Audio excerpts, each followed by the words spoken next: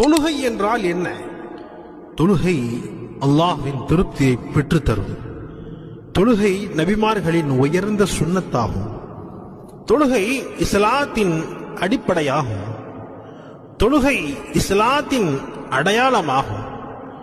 தொழுகை முஸ்லிம்களின் அடையாளமாகும். தொழுகை அருவருப்பான விஷயங்களை விட்டு தடுக்கும். தொழுகை ஆபத்துகளை தடுக்கும். தொழுகை வேதனையை தடுக்கும். தொழுகை சொர்க்கத்தின் சாவியாக இருக்கும். தொழுகை ஷைத்தானுக்கு வெறுப்பை ஏற்படுத்தும்.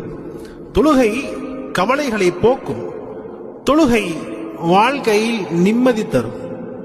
தொழுகை விரோதிகளுக்கு எதிரான பலமான ஆயுதமாகும். தொழுகை உள்ளத்தில் ஒளியை ஏற்படுத்தும். தொழுகை மஹ்ஷர் மைதானத்தில் நமக்கு நிழலாக மாறும்.